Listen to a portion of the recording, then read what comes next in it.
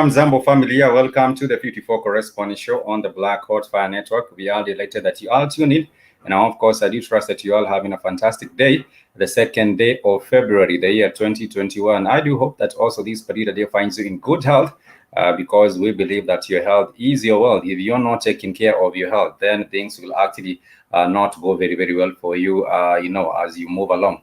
But nonetheless, on the 54 Corresponding Show, we get to connect and discuss matters that have to do with us as a Black people globally. We talk about political matters, social economic matters. We also talk about technological matters, environmental matters, among other different matters that we get to discuss right here on the Black Hot Fire Network Africa 54 Corresponding Show. My name is Spikes, and I want to remind us that the Black Hot Fire Network has a tour. We shall be going to Tanzania from April 12th. And you are very much welcome. This is a constant reminder. I just want to keep on reminding us that you are not too late to join us on our tour to go to Tanzania. And Tanzania is an East African nation which actually borders Uganda and Kenya and Rwanda. And I believe this particular country is, this particular tour will be an eye-opener once you get the opportunity to travel and tour with us to Tanzania. And of course, the president of Tanzania has been on the spotlight. Recently, he was on, different media platforms. His message has been circulated simply because he has given caution to the people of Tanzania and even the health department in Tanzania, really to be very careful about the matter of the inoculation. And of course, many people have actually tried to, attack him. And I talk about maybe he doesn't know what he's doing. He's the only one who's not taking care of his people, and all these other kinds of things that have been said about him. But nonetheless, I do believe they have chosen him for a reason. He's a president, and he has been for the last, I believe he won another term last year. And he has been the president for, this will be, I believe, the 6th year. And he has been doing right by his people, and I do believe that even this particular time he is still right. And I've been saying that Tanzania is the only place that you will not find a mask mandate. People will be moving around in Tanzania, not worried. He does not dispute the fact that COVID exists. Of course, that is to be clear. He does not dispute the fact that COVID exists and the COVID is there and it's actually a threat. But nonetheless, he does not feel that it's actually a threat big enough to bring the closure of everything, of every other business in this particular country. And therefore, we shall be traveling to Tanzania. And of course, Zanzibar is one of the places that we shall be at, in a place known as Paju. Paju is, on the east of Zanzibar. And then later on, we shall also be heading to the west, where we do have the Stone Town in this particular place. There are so many tourist attractions in Tanzania. I will not name all of them, but of course, Mount Kilimanjaro is one of the spectacular views. There have been some individuals that have said that they cannot get out of Tanzania before they get to the top of Mount Kilimanjaro. Personally, I am not a mount. I did not, and I'm not. I do not have that particular interest, of mountaineering. I might look at other people do it, but particularly so, I am not one of the individuals that you shall find very, very much eager to go and get the top of the peak of this particular mountain. But it's a place to see. We also do have the different national parks in Tanzania. For example, we do have the Savo, and the Savo, of course, is where we do have the migration.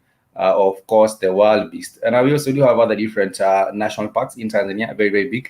And the people there are still conserving their wildlife, which earns them foreign exchange through the tourism ministry. They all heavily land, especially on Zanzibar. Zanzibar, of course, is also a place that is sort of a little bit autonomous. It's not really 100% autonomous because it's part of Tanzania, but nonetheless, there is a bit of autonomy in Zanzibar. And you shall also find them also, relying heavily on tourism. But that is not the fact where we are going. We are going to see a lay of the land, and we are going also to see what opportunities are there, economic opportunities and other different opportunities that perhaps we can build to the people of Tanzania, and also, have options. Maybe if anyone would like to get a second home, or if anyone would actually like to relocate and repatriate to Tanzania, then perhaps you shall be seeing what possibilities are there and what's good in Tanzania. That is really the goal of this particular one. We have been to Tanzania before, last year in March, but COVID struck. We were not able to cross into Zanzibar, and this year we are hoping that things go smooth. We have also been to Rwanda. If you did miss our tour to Rwanda, we were in Rwanda in 2019, and it was a delightful experience, both in November and also in April. And we purpose to show you a little bit more of what the continent is all about, not just in Rwanda and Tanzania and Uganda, but even in other different beautiful African countries such as Zimbabwe, such as Zambia, such as Malawi, such as Ghana, and all these other different beautiful African countries. You are much welcome. If you would like to join us, kindly get a hold of us on our platforms. We are on Facebook, Black Hot Fire Network. We are also on Twitter, Black Hot Fire Network. You can also write an email to Keith. It's kcnewsam15@gmail.com. I will actually put it down just in case any of us would like to really, get more information regarding the same. So let me just put it down for the family. KC Newsam 15. Small letters. KC Newsam 15 at gmail.com.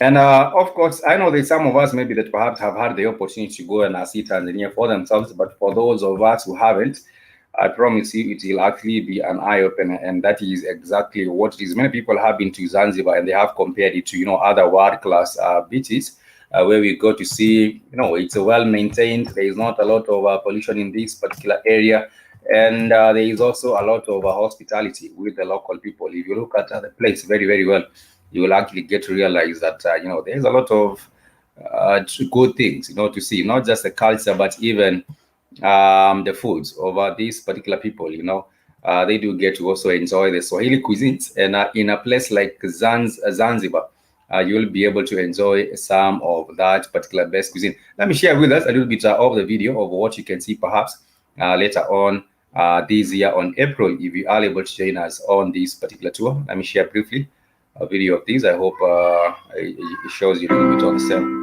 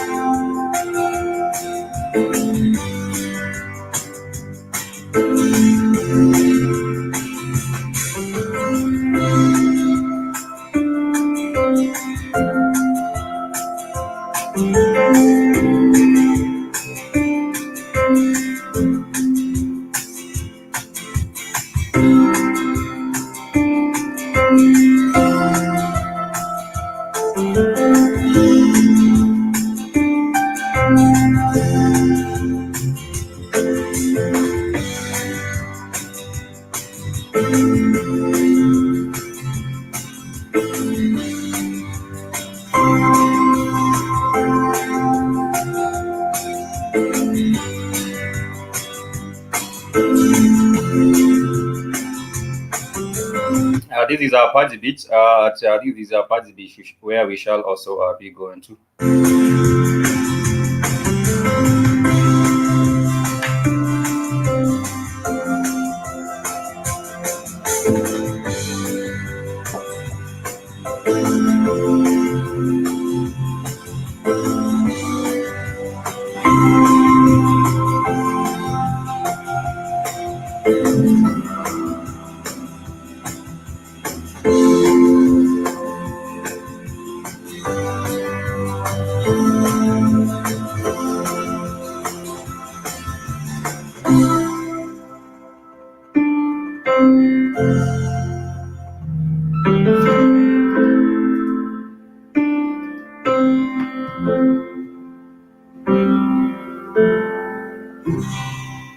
And of course, that's a little bit of the presentation on some of the interesting places in Zanzibar.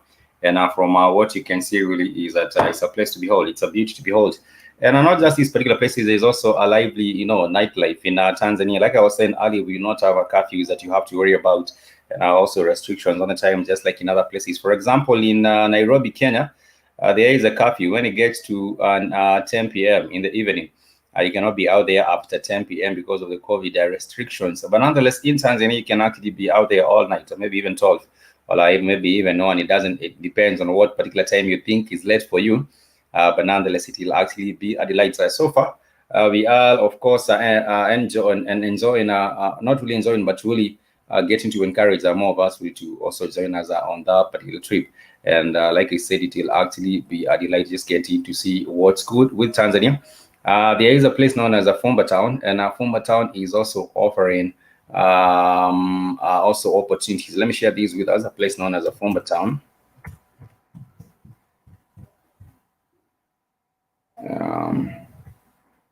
Where they have heavily invested in, of course, a real estate. If you would like to get yourself some of this particular property, then it's actually a very, very good opportunity for anyone who is actually considering maybe owning some property in Tanzania.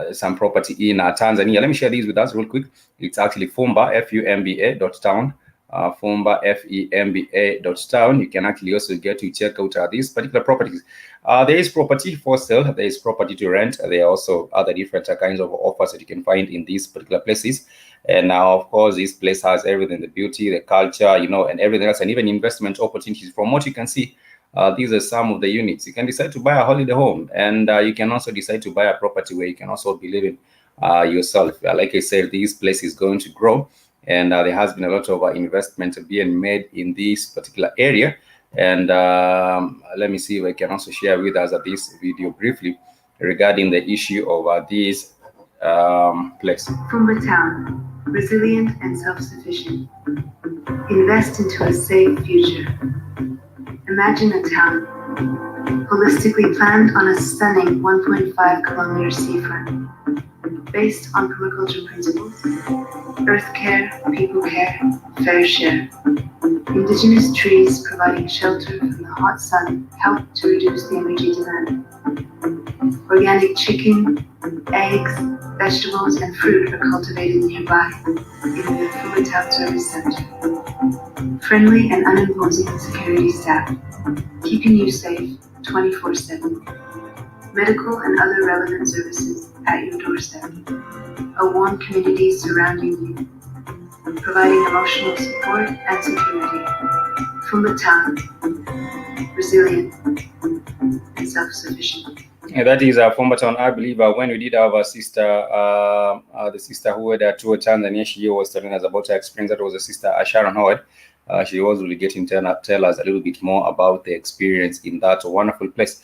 You can find this a little bit of a small paradise. It doesn't really hard to see the opportunities and maybe see what options are there. You can also decide, like Sister Sharon, perhaps you might want to get a 3-bedroom apartment, a 2-bedroom apartment, a 1-bedroom apartment.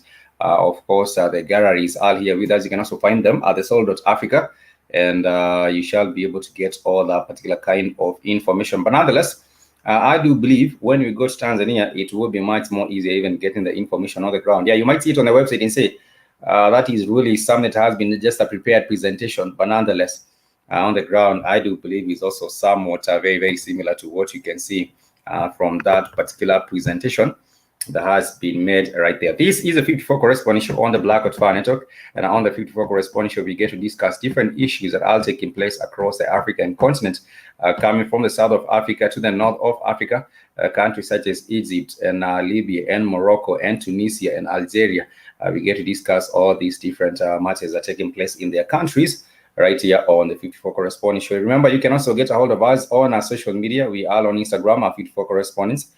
We are also on Facebook at 54 Correspondence. You can also check out our official website, www.blackhotfirenetwork.com. If you would like to get a hold of me, simply feel free to do so. You can shoot me an email at blackhotfireafrica@gmail.com, and I will be able to respond to the matters as they are. And to start us off, I wanted to discuss about the matter of peace and stability in a country that has not known peace and stability since the ouster and the murder, we just call it the murder, of Muammar Gaddafi, the president of Libya. And the Libyan country has undergone a lot, in terms of the political instability and also insecurity in this region, which was once known to be a beacon of hope, for the Northern African region. But right now, as it is, it's just devastation at every corner. And there has been a prospect to find peace and a lasting solution in this particular nation. But nonetheless, the different warring factions have not decided on anything just yet. But as it is right now, there has been a meeting and a delegation of a meeting involving the Libyan delegation. And this meeting is being held in Geneva, Switzerland. And the goal is really to pick an interim prime minister for this particular country. And the UN overseeing process will also choose a 3-person presidency council before the national polls are to be held in December.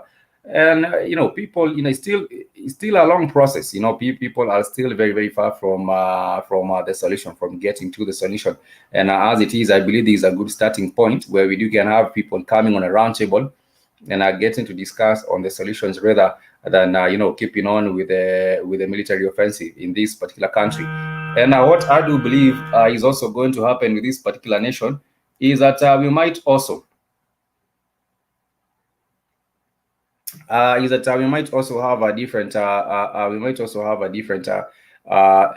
people also coming up, and just like we had with the general Halifta, who was also trying to block, the movement of things such as oil. We all know that Libya is also very, very much endowed when it comes to oil. And now, of course, if you try and deter the flow or the trading of oil, or the movement of those trucks that do carry the oil and the transportation of oil, then you are actually harboring this particular process. But nonetheless, about 70 Libyans are traveling to Geneva in an effort to end their country's long political division by picking a new interim prime minister and a 3-presidency council. What I believe right here is that, these are positions to be dished out. The only problem is having to appease all the different functions on the table, because there are some people who believe that they are legitimately, they do deserve to be the legitimate leaders in this particular country because they are, because of the position that they have held in previous governments. And there are others who do feel that, there has to be a change, and therefore they can only have new people coming in and not having anyone else from the previous regime. And that is why we do have some of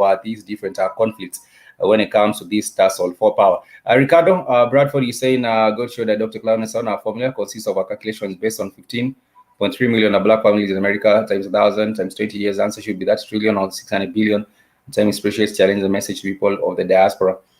I am really, really interested to see, to have suggestions like this, Ricardo Bradford. And you were saying you do have a reparations program. The only problem is getting our people on the table as well to think on the same kind of a frequency, not really frequency, but also to agree on one particular thing.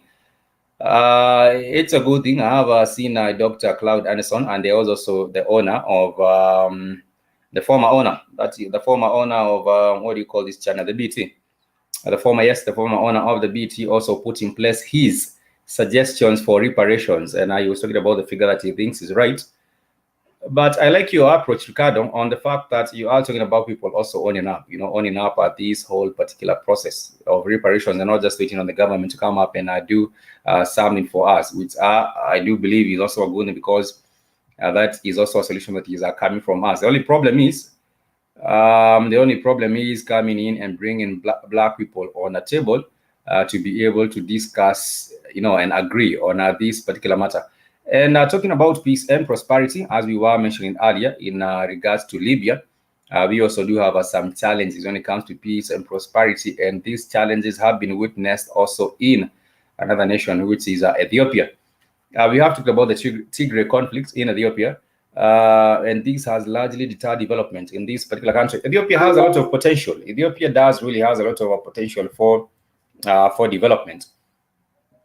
But as it is right now, with this particular conflict, which is the conflict to the Tigray region, it means the government is really not able to focus on development. It has to focus on stability and peace in this region first, before it can proceed on its matters of actually bringing development, not just in the whole country, but even in these other different smaller regions, because Ethiopia has sort of provinces.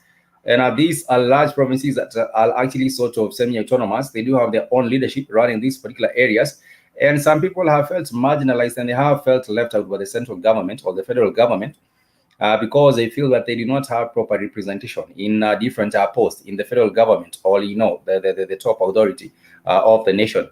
And therefore, there has been lots and lots of resistance. And recently, the matter was made worse because of the issue of elections. Ethiopia was expected to go to polls last year, but that did not happen. What did happen is that the leaders, the parliamentarians, went into parliament and they changed the dates for the elections. Of course, the reason was given. The reason given was the COVID-19. And what happened really is that in some areas they were saying that they themselves feel that they were ready to continue with their own elections, because these are regional elections, they are national elections, and they wanted to proceed with the same elections on time. They did not want to have to wait till this year 2021 to have the election, because there are people who are eager like that. Anytime you do have the postponement of an election, there are people who are going to be largely inconvenienced, especially when it comes to finances. And therefore, when the parliament, the National Assembly, went and made the decision to actually postpone the election from last year to this year because of the COVID, there was some regions, such as the Tigray region, which felt that they had to continue their own elections. And then there was a bit of a problem with the national government, because the national government said, no, you cannot hold these elections. You have to have the incumbent members continuing, and we shall have these elections now this year in 2021. I'm talking about last year. That was the decision that was made. And apart from that, we have actually, like I said earlier, there has been people who have felt that they have not been represented and their interests have not been looked into by the federal government. And there was an attack by some of the TPLF, and these are the Tigray Regional Defense Forces, the Tigray People Defense Forces. And this attack was on the federal, or some officers of the federal government. That is what did happen. And there was, of course, a very, very big problem because of the situation right there.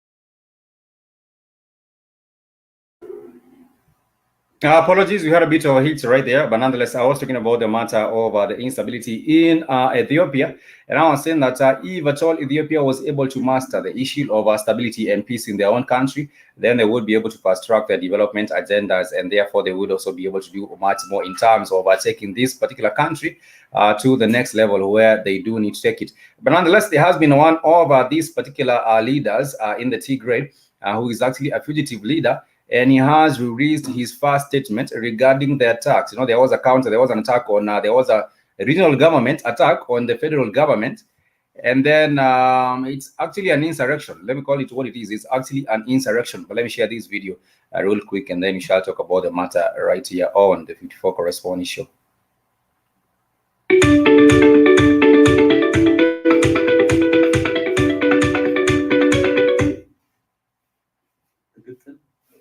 A Tigrayan media outlet has released an audio statement of what he said is Debretsion Gebremichael, the removed leader of Ethiopia's conflict-hit region.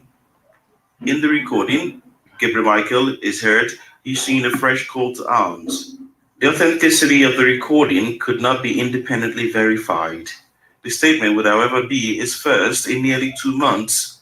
In November, Ethiopia's Prime Minister Abiy Ahmed ordered military operations targeting leaders of the TPLF, the regional governing party, in a move that he said came in response to TPLF-orchestrated attacks on federal army groups. Abiy, winner of the 2019 Nobel Peace Prize, declared victory in late November when federal forces took the regional capital, Mekelle. But reports of low-level fighting have continued, and TPLF leader Debretsion Gebremichael has remained on the run.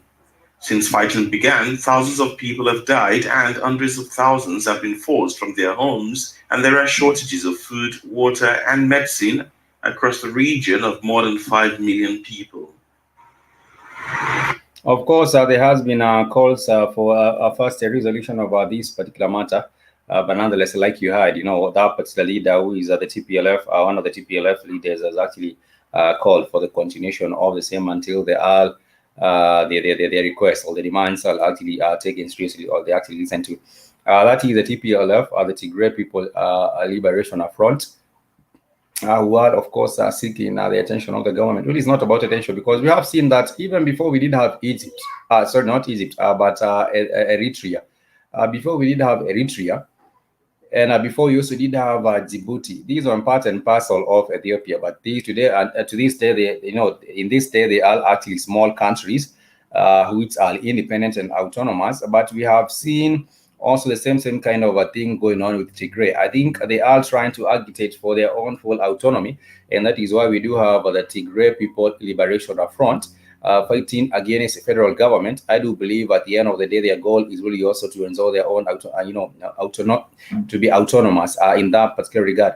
But nonetheless, I was saying if the president, the prime minister, succeeds, if the prime minister of Ethiopia, Mr. Abiy Ahmed, if he actually succeed at bringing all these regions together and the representatives or the leaders of all these places together to a round common table and having a dialogue which will actually bring peace and prosperity, peace and understanding, then prosperity eventually can be achieved in this African nation, which I was saying holds a lot of potential. Why do I say about potential? There has been the dam, which has been the Grand Renaissance Dam, which is being constructed in Ethiopia, and it has brought in a lot of conflicts because the water, which is to be put in this dam, is actually from the River Nile, and the River Nile is shared by 3 different countries. There is Sudan, there is Ethiopia, and there is also Egypt. It's the lifeline of these different countries, these 3 different countries.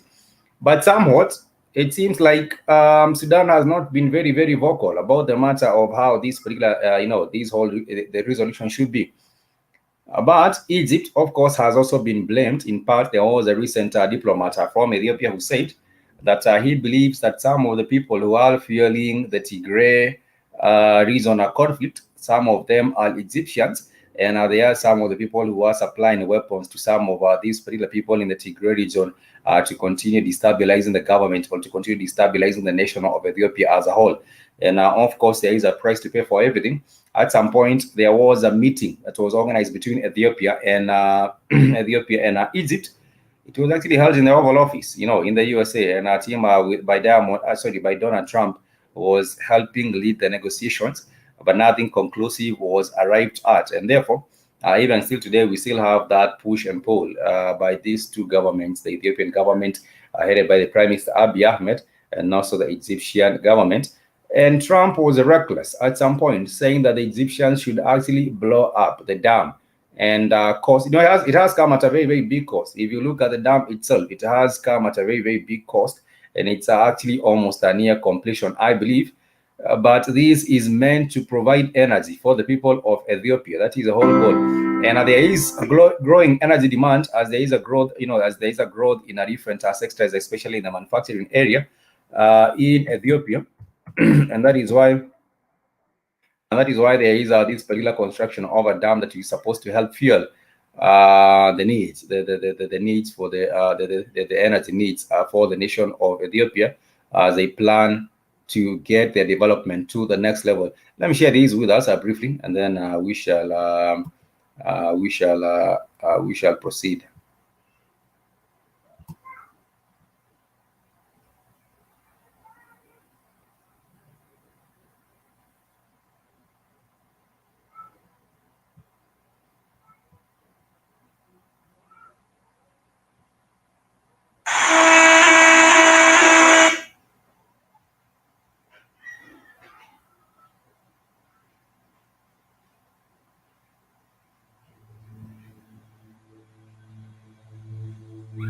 This is a dam.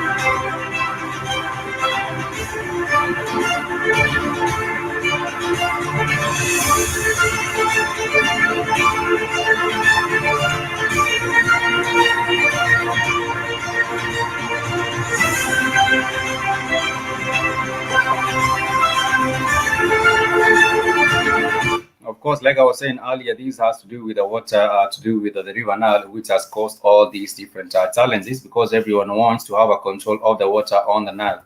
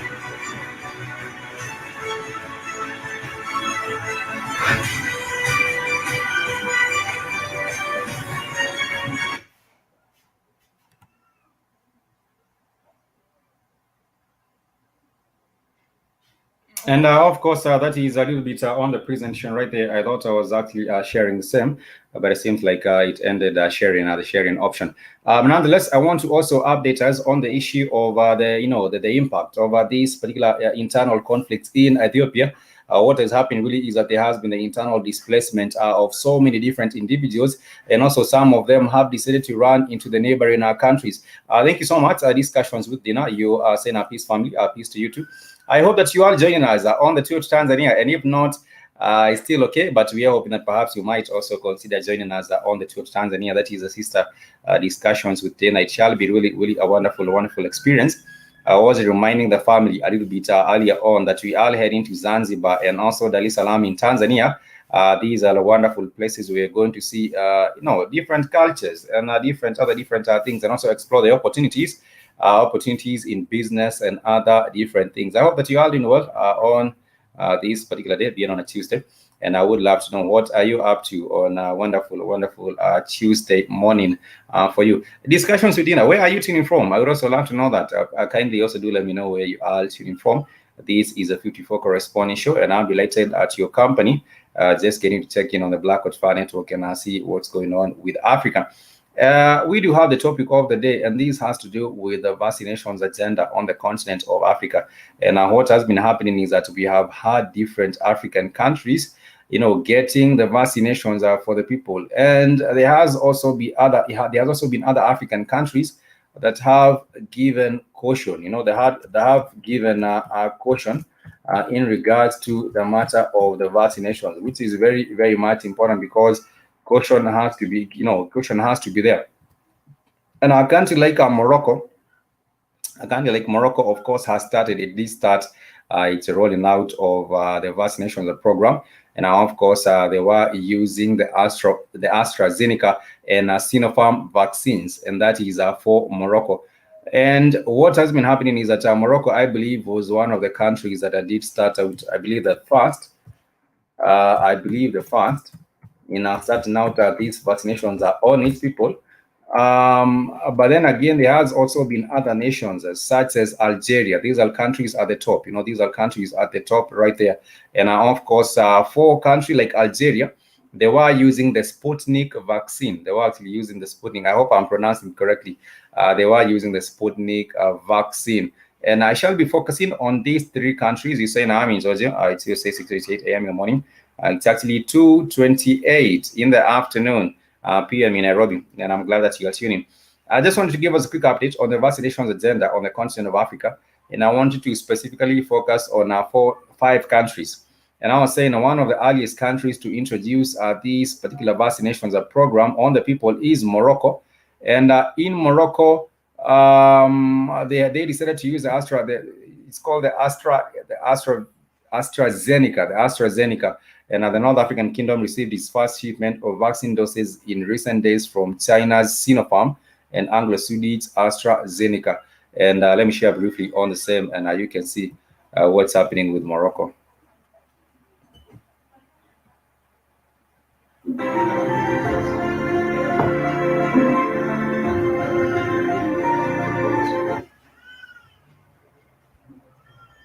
Morocco on Wednesday took delivery of a batch of the Sinopharm vaccine ahead of the start of its coronavirus vaccination campaign on Thursday.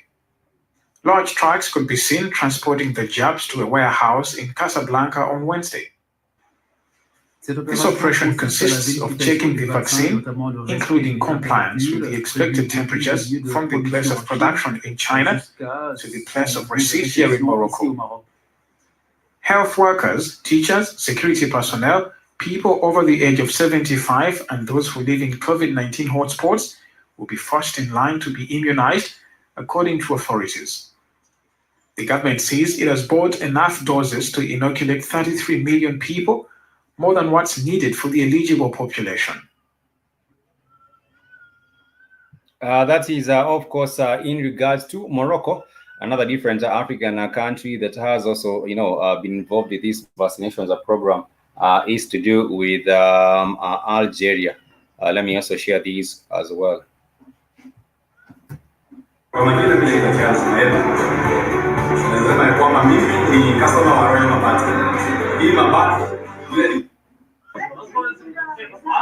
A symbolic launch for Algeria on Saturday of the COVID-19 vaccination campaign, with the first dose of Russia's Sputnik going to a 65-year-old retiree at a health unit in the town situated at about 40 kilometers southwest of the capital Algiers, Bleda, where the country's first coronavirus infection case was confirmed in March.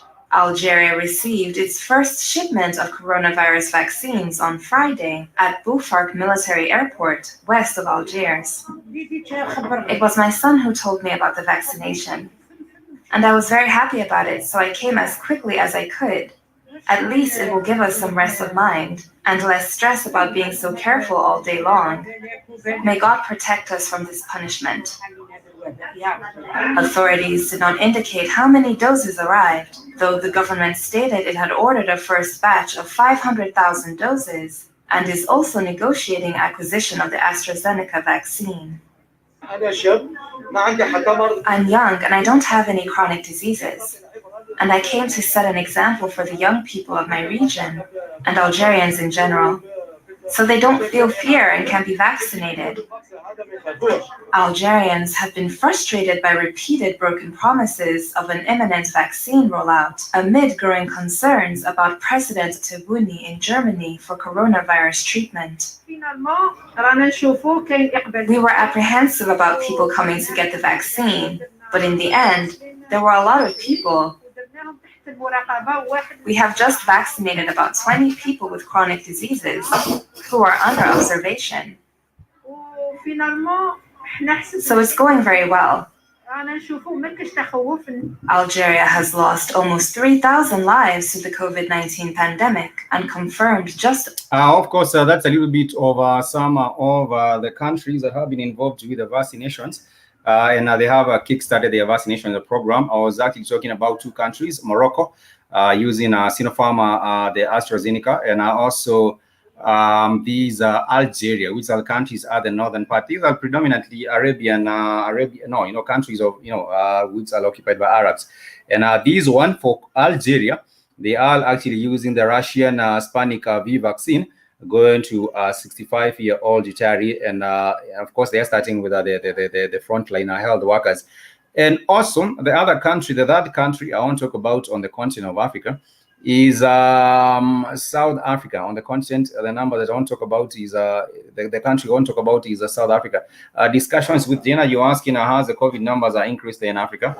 I will just specifically more talk about Kenya. For Kenya, the numbers have not really spiked in Kenya. I believe the numbers have been static to some particular extent.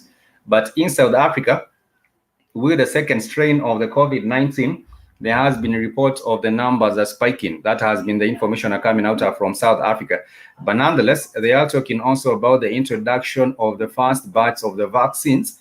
And I'm skeptical. I'm skeptical about what is happening with South Africa. First and foremost, there has been said to be the country with the variation or the mutation over this particular COVID vaccine. And recently on Monday, yesterday, they did receive the first batch of these COVID vaccines. So let me share these. This is that country here.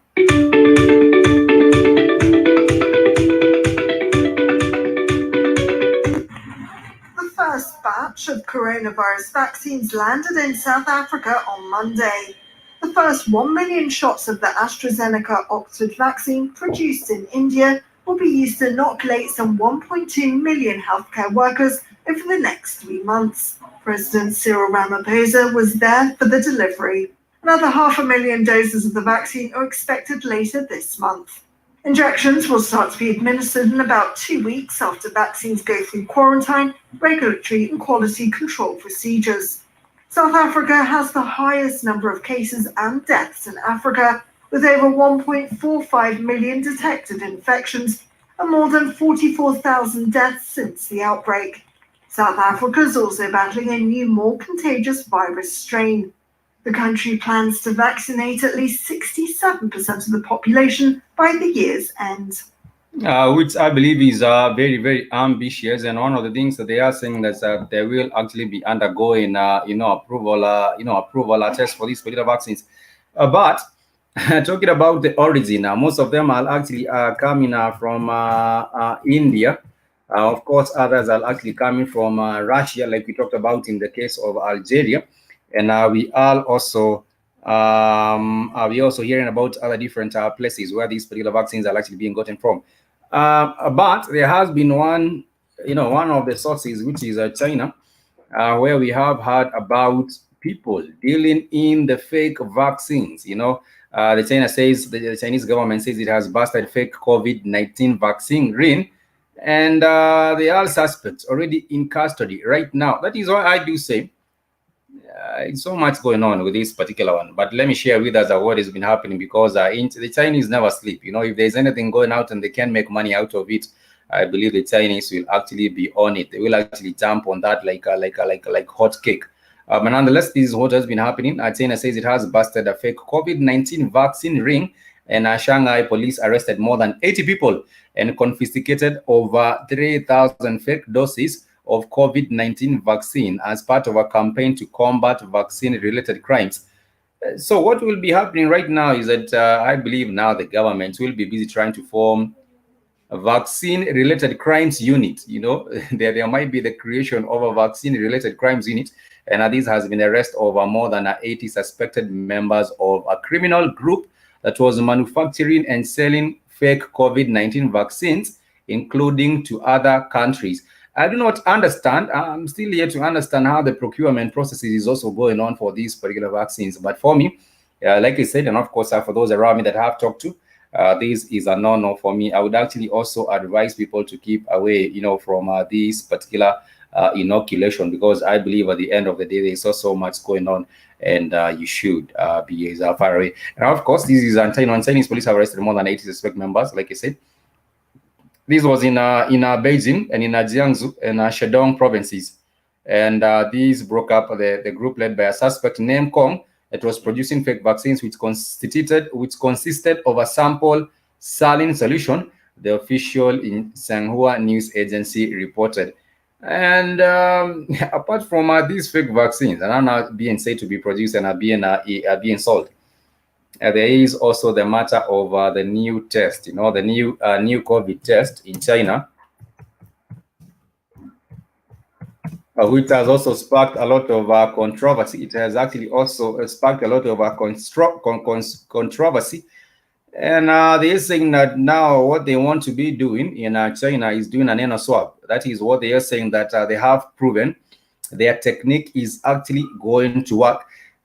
And leave alone even this anal swab. Go back and talk about how the test of the COVID-19 test is actually done. There is a lot of questions with this one. But of course, on this particular report, according to Forbes, the anal swab COVID test won't make you waddle like a penguin, according to China. The Chinese, of course, have been on the news because they were reassuring the members of the newly introduced anal swab coronavirus test will not make them paddle like penguins, after the video purportedly showing people struggling to walk after them using the viral them using the test.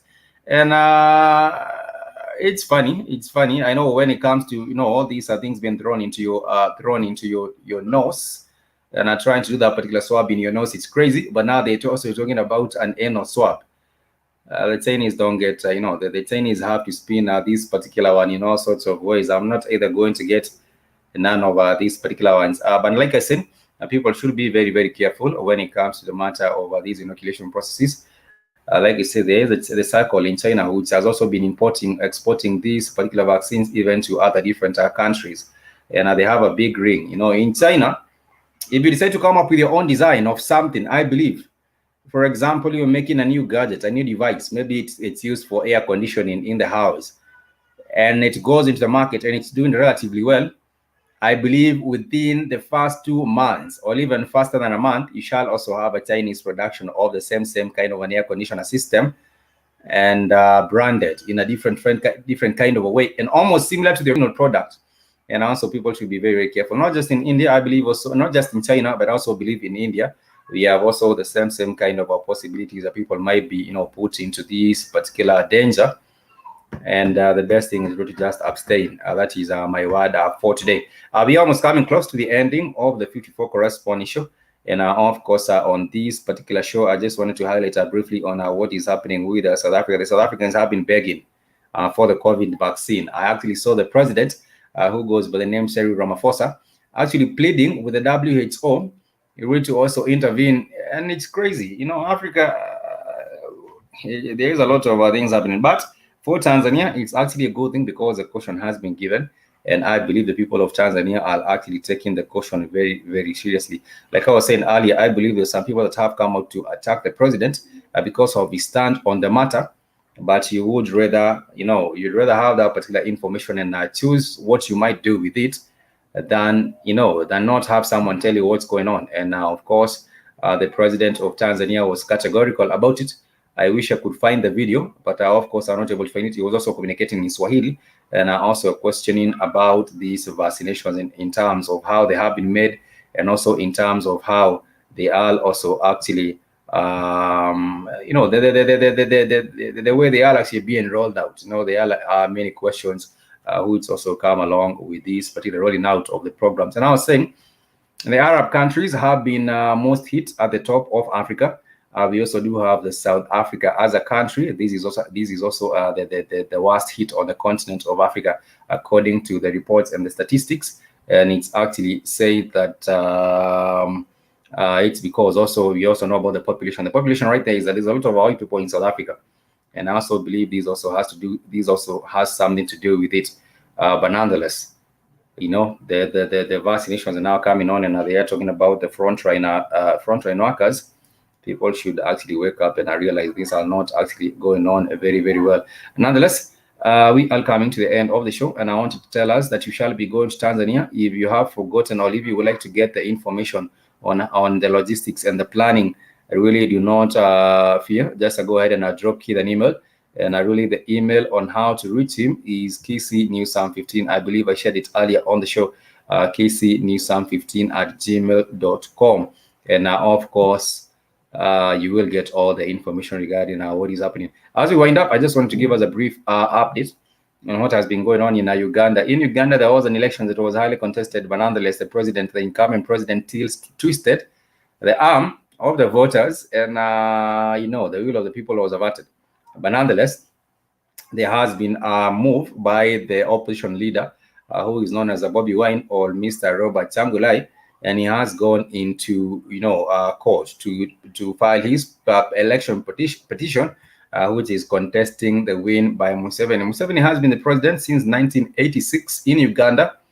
And in case if you're looking for an African country that really might not see progress and development and growth, it might be Uganda. I'm really skeptical about the development prospects of this particular this particular country. And now, of course, you have to ask yourself, if this particular leader has been in power since 1986, so what new programs or what new kind of agenda will he bring to turn around the matter on the development prospect for this particular country? And you realize this is the same leader who, of course, has challenged anyone talking about they will deal with any kind of an opposition at whatever cost. There has been arrest over the opposition leader, Mr. Bobby Wine, a couple of times. I believe over a dozen of times he has been arrested so many times, and it has gotten to a point where there has been attention of international media focusing on him but I believe that will not be enough. I also believe that there has to be work being put in. That's a long time to be president. It is. But considering we also do have presidents on the continent of Africa, for example, in Equatorial Guinea, the president has been, the Mr. He goes by the name Nguema, Teodoro Nguema, has been the president of Equatorial Guinea for over 40 years. If you go to Cameroon, the president Cameroon, Mr. Paul Biya, has been in power for over 36 years in Cameroon. Go to Uganda, the president has been in power for over 35, 35 years as well. And it's pathetic. You're saying it's a long time to be president, but that is what it is. That is how these countries are having to deal with it. I believe until they get tired and decide to act on it, like Sudan did. Sudan actually got tired of the president Omar al-Bashir, who had also been running the country for over 25 years, and they decided to have a revolution, and it did happen. The only problem is that there is not a proper structure or a proper plan on what happens next after the evolution. Do not expect that an evolution will come in place and everything will fall in place. Do not expect that you will conduct an evolution and then after that you do not have a plan for what's next after you have removed this dictator. That was a kind of a problem that we did have in Sudan. And even when it comes to electing the transition authority, before you conduct a proper election, there is also that particular challenge. And like you said, people have also to ask themselves a very, very important question of what happens really after this revolution. In Sudan right now, they do have the Prime Minister, Hamdok, but nonetheless, they are expected to, how often are the elections are there? The elections are conducted every 5 years. And the same person that comes up on top because he owns the system. That is how the elections actually go. If you look at Yoweri Museveni, that is the president of Uganda, or you look at Paul Biya, the president of Cameroon in West Africa, or you look at the president of Equatorial Guinea in West Africa as well, and even presidents such as in places like Algeria and Morocco, although those have been removed, others have actually died in office. But nonetheless, we do have a leadership crisis on the continent of Africa, and that is why we are lagging behind. And in terms of development, in terms of getting to the next level and being elevated to developed status, because of the leadership crisis that you do have right here on the African continent. And not just the leadership crisis, there are so many things that also add up to this particular challenge. Like I said, poverty, also ignorance, and also corruption, tribalism, because you might find some of the people ganging up and combining up in gangs in tribes and having their own people just because you do have the majority, your tribe is a majority in a different country, then you want that particular leader to be from your tribe, and he might not do any development for you, but you still feel that because he's from your tribe, you have some sort of a status or some sort of ego because he comes from he's your tribesman. But nonetheless, that's utter nonsense. But Africans are actually slowly waking up from that. I do believe in the next few years we shall be able to see a new different breed of leaders, and that these are leaders not inclined to any kind of a tribe or not inclined to dividing and conquering. These shall be leaders who are focused on uniting the people, because that is eventually what we need to have, the uniting of the people right here on the African continent, and having a proper leadership that will catapult us to the next level. We are winding up. That was just a brief update from Uganda, and I hope that you did get to enjoy a little bit of the updates from the African continent. We talked about Ethiopia today. We were also focusing on Libya and the peace process in Libya. If at all it's going to work, or if at all it's also going to be a very, very big challenge for them. I do hope that they also get to dialogue and come up with a solution for Libya as soon as possible. It has been a delight. Our sister discussions with Dina. Much peace and love to you all the way in Georgia. And of course, we do love and appreciate everyone else that has joined us on the show. Remember to check out the Voices of the Motherland show in the afternoon with Kami. We shall also have the Africa Today show on the Black Hot Fire Network.